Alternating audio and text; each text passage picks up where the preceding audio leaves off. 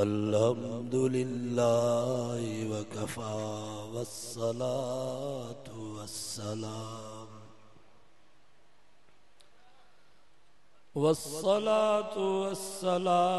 अला सय्यिदिर रुसुल व ख़ातमिल अंबिया अम्मा बअदु फ़अऊज़ु बिल्लाहि मिनश शैतानिर रजीम बिस्मिल्लाहिर रहमानिर रहीम व मिनन नासि मन यअबुदुल्लाह अला हर्फ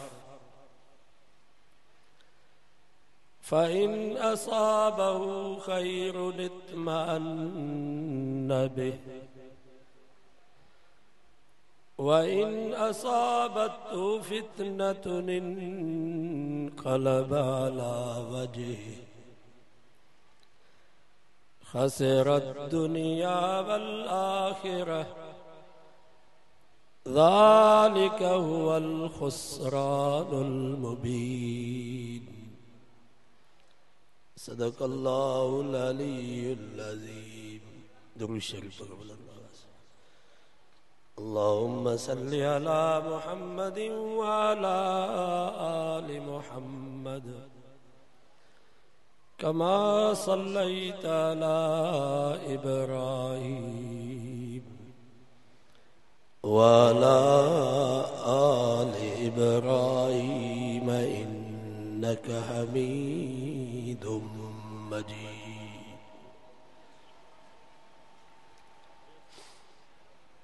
कुरान मजीद जी यह मजलिस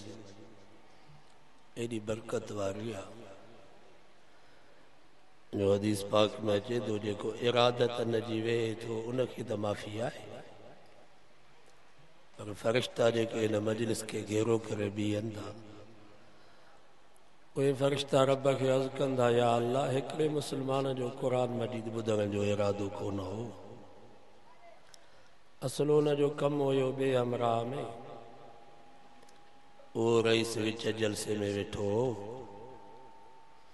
पोइ हिन चयो त इहो उथे त हिनखे कमु चवां, पोइ वीचारो हुनजे करे मजबूर थी वेही रही, क़ुरान ॿुधण जो इरादो कोन हुअसि। इन जो छा थींदो, इनखे माफ़ी मिलंदी? रब फरमाए थो हुम क़ौमुन ला यश्का जलीसुहुम, इहा मजलिस ई माण्हू एॾा बरकत वारा जो हिते जेको इरादत न अची वेठो उनखे त माफ़ी आहे, पर जेको मजबूर थी अची वेठो उनखे बि माफ़ी।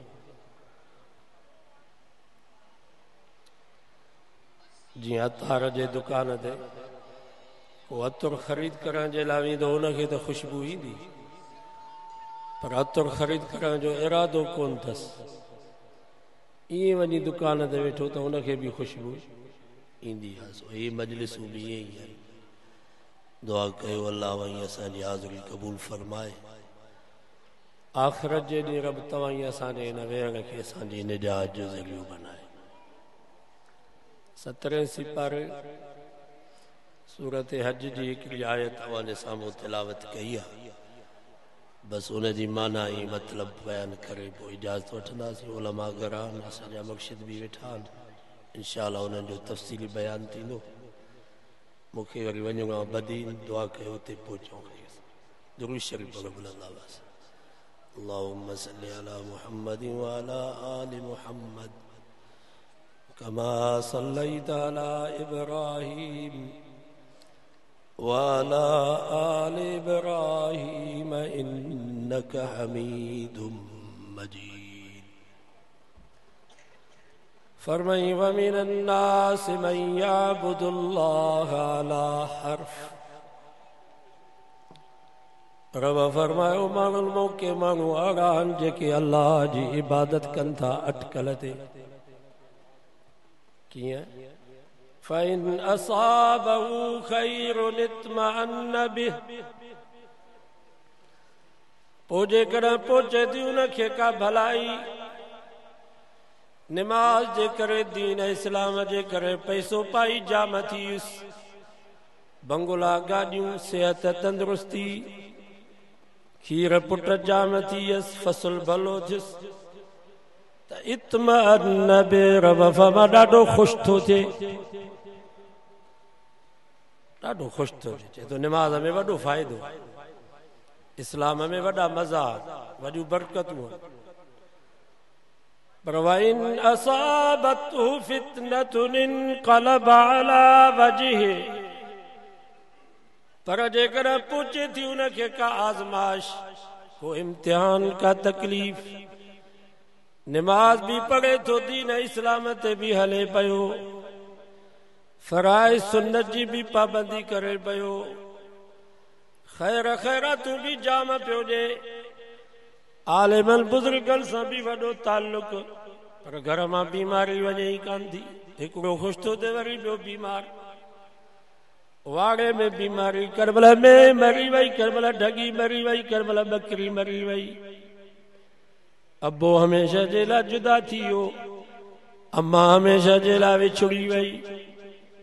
बोडाई सैलाब आयो फसल सॼो ॿुॾी का शइ न बचस हिकिड़े पासे ॾांहुं बीमारी गुरबत ॿिए पासे ॾांहुं कर्ज़ अल्लाह से फरमा इनक़लब अला वजहि वरी उते जो उते मुंहं ते फिरी थो वञे चए थो बाबा नमाज में फ़ाइदो कोन्हे इस्लाम में मज़ो न आहे छॾ मुलनि जूं ॻाल्हियूं लॻाई मफ़ाद परस्त खसरत दुनिया वल आखिरह रब फरमाए जी दुनिया भी वई आखिरत भी वई ॿई जहान बर्बाद थी वियसि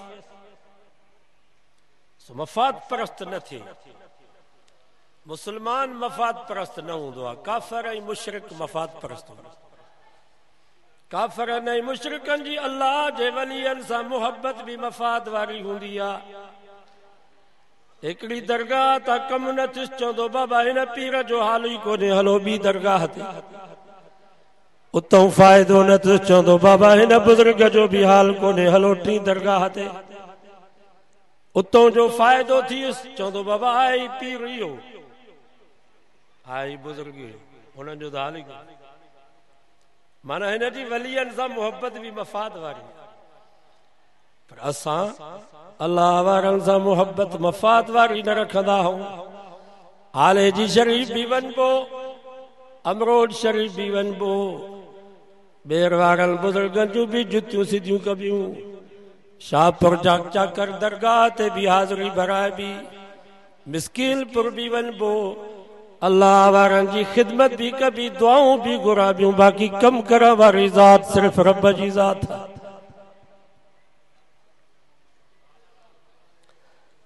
कामिल बानो उनखे चइबो आहे जेको हर हाल में रब जी रज़ा ते राज़ी रहे मुंहिंजा ख़ुदा मां आया तुंहिंजी रज़ा में राज़ी दुख में रखी या सुख में महर अता में राज़ी या अल्लाह सण भी मानी दी तरह भी राज़ी अण भी मानी दी तरह भी राज़ी अमीरी दी तरह भी राज़ी फकीरी दी तरह भी राज़ी तंदुरुस्ती दी तरह भी राज़ी बीमारी दी तरह भी राज़ी कुर्सी ते वेहारी तरह भी राज़ी तॾे ते वेहारी तरह भी राज़ी गार्डन ते घुमाई तरह भी राज़ी प्यादल हलाई तरह भी राज़ी मुंहिंजा ख़ुदा मां आया तुंहिंजी रज़ा में राज़ी दुख में रखी या सुख में महर अता में राज़ी ये असांजा हज़रत हाफ़िज़ मोहम्मद सिद्दीक़ भरचूंडी वारा रहमतुल्लाह अलैहि अल्लाह उन्हनि जी क़ब्र ते किरोड़ा रहमत नाज़िल फरमाए फरमाईंदा नेमत तुंहिंजी दम बदम कर तुंहिंजो गाह गाह हीअं भी सजण वाह वाह त हूअं भी सजण वाह वाह कामिल बानो इनखे चइबो आहे जेको रब जी रज़ा ते राज़ी रहे मफ़ाद परस्त न थिए हिकिड़ो अल्लाह जो नबी हुयो वञे पियो रस्ते सां पहाड़ी इलाइक़ो ॾिठई त हिकिड़ो पत्थर पियो थो रोए उन पत्थर खे चई लिम तबकी छो थो रोई तो उन्हें पत्थर चयो जंहिं वक़्त खां वठी मां रब जो फरमान ॿुधो आहे वक़ूदुहा अन्नास वल हिजार क़यामत जो ॾींहुं थींदो जहन्नम जो भलो माण्हू ऐं पत्थर हूंदा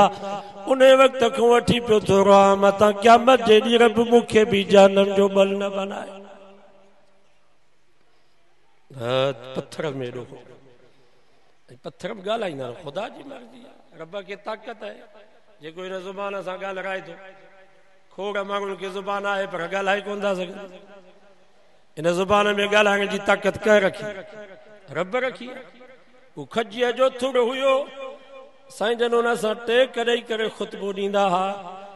हज़रत तमीमदारी जुमे जे ॾींहुं अर्ज़ु कयोसीं मूंखे इजाज़त जो त तव्हांजे लाइ मिंबर ठाहे अचां रखण को कमु कंदो साईं जन फरमाया ठीकु आहे ॿिए जुमे ते मिंबर ठाहे खणी आयो साईं जन जीअं जो न मिंबर ते वेठा साहबा फरमाईंदा खजीअ जो थुड़ो नबी साईं जे जुदाई में ईअं पियो रोए जीअं बच्चो अम्मा जे जुदाई में रोंदो साईं जन मिंबर तो उथिया उन खजीअ जे थुड़ खे वञी भाकुर पातऊं पोइ जीअं नंढड़ो ॿार पंहिंजे अम्मा जे भाकुर में सिसकियूं ॾेई करे माठ कंदो आहे मस वञी उन खजीअ जे थुड़ माठ कई फरमायो जेकर तुंहिंजो मुतालबो हुजे मां तुंहिंजे लाइ दुआ घुरां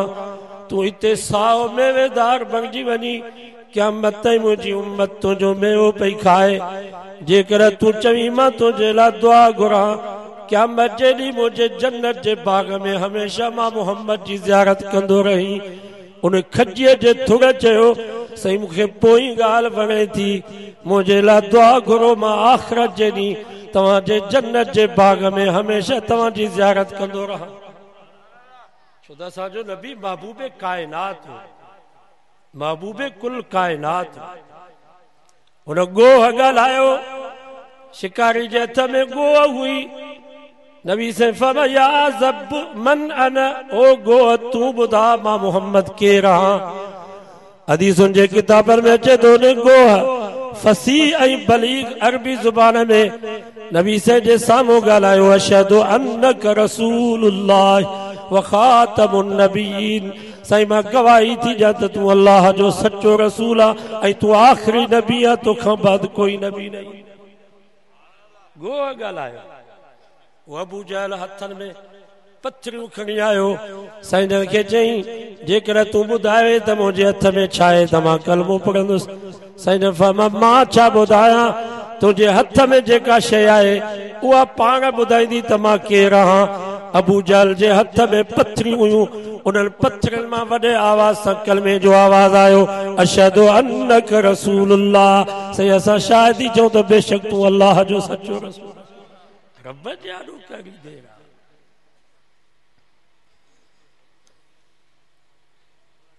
पत्थरनि में एॾो ख़ौफ इहो अॻे में हुयो ऐं क़ुर में बि आहे या अय्युहल्लज़ीना आमनू कू अनफुसकुम व अहलीकुम नारा वक़ूदुहा अन्नास वल हिजारा 28 सिपारो सूरत तहरीम रब फरमाओ ईमान वारो पाण खे बि बाहि खां बचायो पंहिंजे बच्चनि खे बि बाहि खां बचायो उहा बाहि जो बालग माण्हू ऐं पत्थर फरमाई इन्नहा तरमी बिशररिन कल क़स्र कअन्नहु जिमालतुन सुफ्र रब फरमा उन बाहि खां पाण खे बचायो पंहिंजे बच्चनि खे बचायो जंहिंजूं चिड़गूं जबलनि जहिड़ियूं हूंदियूं चिड़ग माची से तीली बारी दाओ चिड़ग भी जबल उन बाहि खां पाण खे बि बचायो पंहिंजे बच्चनि खे बि बचायो इन जे करे अल्लाह से फमवामुर आलक बिस्सलाति वस्तबिर अलैहा पाण बि नमाज जी पाबंदी कयो पंहिंजे बच्चनि खे बि नमाज जो हुकुम कयो वस्तबिर अलैहा इन में विथी न कजो इन जो हिकिड़ो ॾींहुं चई वरी 5 महीना माठ त मां पंहिंजो फर्ज़ लाहे छॾियो न सुबुह जो बि चओ ज़ोहर जो बि चओ असर जो बि चओ मगरिब जो बि चओ इशा जो बि चओ पाण भली नमाज नथा पढ़ो पर पंहिंजे बच्चनि ऐं नियाणियुनि खे नमाज जो हुकुम कंदा रहो ईअं न आहे जो चई त मां नथो पढ़ां तव्हांखे बच्चनि खे छा चवां नियाणियुनि खे छा बाबा हिकिड़ो पीउ जो भंग जो मवाली हुजे त तो भंग जो कूंडो लिकी करे पियो इन पुटन के चवंदो त मामो हथ दांगी मली आ त तव्हां बि मलियो न पुटन के जलींदो चवंदो पुट मुंहिंजी ज़िंदगी ज़हर थी वई महिरबानी कयो तव्हां पंहिंजे ज़िंदगी ते रहम कयो तव्हां भंग न पियो तव्हां चरस न पियो पुटन के जलींदो ताजी सोबो खान चांग जा मुसलमानो मावा के गुजारिश तो क्या पाण भली नमाज नथा पढ़ो पर पंहिंजे बच्चन ऐं न्याणियुनि खे नमाज जो चओ बाबा मां त निभागो थियुसि तव्हां त निभागा न थियो इंशाअल्लाह जॾहिं इहे बच्चा ऐं न्याणियूं नमाज पढ़ंदा ऐं नमाज में दुआ घुरंदा रब्बिग़फिरली वलिवालिदैय या अल्लाह मूंखे बि माफ़ कर मुंहिंजे अबे अम्मा खे बि माफ़ कर पोइ इंशाअल्लाह हिननि बच्चनि जे दुआउनि जे सदके अल्लाह ताला असांखे माफ़ बि करे छॾींदो ऐं कॾहिं न कॾहिं इंशाअल्लाह बच्चनि जे दुआउनि जे करे हिन कुराड़े खे मजबूर करे रब पंहिंजे दर ते झुकाईंदुसि असांजा वॾा आलम थोरा ई अगरि पढ़ियल आहे वीचारा असांजो वालिद साहब अंगूठे छाप 70 साल जी उमिरि में पोखड़ी जे मदरसे में आयो जिथे असां हिफ़्ज़ कयोसीं उते असांजे उस्ताद वटि क़ुरान मजीद जी नाज़रा असांजी अंबर जी हिन वक़्तु 95 साल उमिरि आहे असां को इल्मी खानदान त कोन तव्हां जा ग़रीब सादगा असांजा वटि पर असां मदरसे में पढ़ंदासीं पोइ बिना इरादे जे दुआऊं घुरंदासीं रब्बिग़फिरली वलिवालिदैय या अल्लाह मूंखे बि माफ़ कर मुंहिंजे अबे अम्मा खे बि माफ़ कर अल्लाह ताला असां बच्चनि जे दुआउनि खे क़बूल कयो मुंहिंजो वालिद साहब 70 साल जी उमिरि में मदरसे में अची क़ुरान मजीद नाज़रा पढ़ियईं असांजे अम्मा जी हिन वक़्तु 95 साल उमिरि आहे अल्हम्दुलिल्लाह नमाज क़ज़ा न पई थिए रमज़ान जा सभु रोज़ा बि रखे पई तहज्जुद बि पढ़े जे पीउ मां जूं दुआऊं लॻंदियूं आहिनि त औलाद जूं बि दुआऊं पीउ मां जे लाइ लॻंदियूं औलाद खे बि घुरिजे त पीउ मां जे लाइ हमेशह दुआऊं सॼो अज़म कयो त इंशाअल्लाह पाण बि नमाज़ पढ़ंदासीं पंहिंजे बच्चनि खे नमाज जो हुकुम कंदासीं नमाज वारो माहौल घर में पैदा कयो हाणे जहिड़ो करिणो पवंदो असांखे नमाज जे लाइ मौलाना अशरफ अली थानवी रहमतुल्लाह अलैह हिकिड़ो वाक़ियो लिखियो आहे हिकिड़ो कलेक्टर हुयो उनखां मोचीअ नमाज पढ़ाई मस्जिद में अज़ान आई वो मोची आयो कलेक्टर के चईंसीं अज़ान आई हलो नमाज उन चयो मां कलेक्टर हाँ मोची चईं कलेक्टर हो पर मुसलमान था आयो नी हलो नमाज उन चयसि तूं थींदो केरु आहे जो मूंखे तूं नमाज जो चई त मोचीअ चयो तूं केरु थींदो बाबा हथे पइजी मोचीअ खणी कलेक्टर खे दसियो पुलिस पहुची वई अचे हिनखे उथारियो चयो मैं तुंहिंजो दिमाग़ी तवाज़ुन त सही आहे चरियो त न आई कलेक्टर खे चयोसीं जीअं तव्हांजो हुकुम हुजे चओ त हिनखे जेल में विझूंसि सज़ा ॾियूंसि कलेक्टर चयो न बाबा ॾोह हिन जो न आहे ॾोह मुंहिंजो आहे जल्दी कयो पाणीअ जो कोरो भरे अचो त वुज़ू करे नमाज़ पढ़ां मथां बग़ैर ईमान जे न मरी वञा हिकिड़े मोचीअ कलेक्टर खां नमाज़ पढ़ाई आहे पोइ असां वारा मुसलमान जा कलेक्टर आहिनि जा केरु थींदा आहिनि जो नमाज़ न पढ़नि भला एहतजाज कयो हाणे एहतजाज जो दौर आहे ॾिसो था जिथे किथे रोड रस्ता बंदि लॻा पिया आहिनि एहतजाज करे मुतालबा मंझराइनि पिया सो घर में एहतजाज कयो खट खां हेठि वेही रहो रली बि न विछायो पुटनि ऐं न्याणियुनि खे चयो घर वारे खे चयो जेसिताईं नमाज़ न पढ़ंदव तेसिताईं मां खट ते न वेहंदुसि इंशाअल्लाह ज़रूर हया ईंदुनि अबे खे उथारींदा बाबा खट ते वेहो असां नमाज़ पढ़ंदासीं सभु कोशिशि कंदो नी इंशाअल्लाह त बहरहाल उन अल्लाह जे नबी रब खां दुआ घुरी या अल्लाह हिन पत्थर खे जहन्नम जो बल न बन रब मां ठीकु आहे अल्लाह जो नबी हलियो हुयो कुझु सालनि खां बाद वापसि मोटो तो साॻियो पत्थर रोए पियो थो उन अल्लाह जे नबी उन पत्थर खे चयो तूं अञा ताईं रोई थो मां तुंहिंजे लाइ दुआ घुरी अल्लाह ताला तोखे बाहि खां बचायो आहे तूं अञा ताईं रोई थो पियो त उन पत्थर चयोसि इहो रोग भलो आहे इहो रोग बख़्त वारो आहे इहो रोग सभाॻो आहे जंहिं रोग जे करे रब मूंखे बाहि खां बचायो आहे उहो रोग मां बंदि कोन कंदुसि मां क़यामत ताईं अल्लाह जे ख़ौफ़ में रहंदो रहंदुसि पत्थर बि असांखे मारे ऐं असां मफ़ाद परस्त हज़रत इमाम अबू हनीफा रहमतुल्लाह अलैह वटि हिकिड़ो उमर आयो चई साईं मां पैसा रखिया भांडोरीअ में ज़मीन में पूरे लिकाए रखिया हाणे पैसा यादि नथा बीहे का दुआ घुरो को वज़ीफ़ो ॾसियो अॻे भांडोरे में पैसा रखंदा हुई बैंकू कोन हुयूं हिफ़ाज़त जे लाइ हज़रत इमाम अबू हनीफा रहमतुल्लाह अलैह फरमाइस त इशा जी नमाज़ पढ़ी घर में नफ़िल पढ़ सॼी राति पैसा यादि अची वञे हुन अमरा छा कयो इशा जी नमाज़ पढ़ी घर आयो घरवारी खे चयईं त थर्मास चांहि जो बि भरे आॾो रख चांहि त हुई अलाए कान हुई मां पंहिंजे तरफ़ां थो चवां जेका उजागे खे भञे अॼु सॼी राति नफ़िल पढ़ा सो हिन हमरा नफ़िल जी नियत जो कई त पहिरीं रकात में पैसा यादि अची बकाया नफ़िल पढ़ी अलाए उहा रकात पूरी कई अलाए बस सुबुह जो हज़रत इमाम अबू हनीफा उठायो चइसे वाह जो वज़ीफ़ो ॾसेव पहिरीं रकात में पैसा यादि अची विया हज़रत इमाम अबू हनीफा फरमाइस बकाया नफ़िल पढ़ियाई चइसि बस मां चयो हाणे कमु थी वियो सॼी राति केरु उजागो करे इमाम साहब फरमायो तूं त मफ़ाद परस्त सो मफ़ाद परस्त न थिए माण्हू अॼु वाइदो कयो त हर हाल में रब जी रज़ा ते राज़ी रहंदासीं हर हाल में रब जे दर ते ईंदासीं बीमारी में भी रब जे दर ते अचबो पर तंदुरुस्ती में भी रब के न विसारे फकीरी में तो रब जे दर ते अचबो पर अल्लाह ताला पैसो दे पो भी रब जे दर के न छडबो पो इंशाअल्लाह दुनिया में भी कामयाब आखिरत में भी कामयाब अल्लाह ताला का दुआ है अल्लाह ताला असांजे इन जलसे के हिदायत जो ज़रियो बनाए असांजे हाजी साहब वारा मेहनत करे दीनी प्रोग्राम रखियो अल्लाह ताला उन्हनि जे मेहनत के कबूल फरमाए अल्लाह ताला इन मदरसे जे फैज़ के आम ऐं जारी फरमाए अल्लाह ताला असांजे हज़रत मियां गौस बख्श साहब जी क़ब्र खे मुनव्वर फरमाए उन जी मग़फ़िरत जा फ़ैसिला फरमाए हाजी साहब खे वारो जो तिलावत करे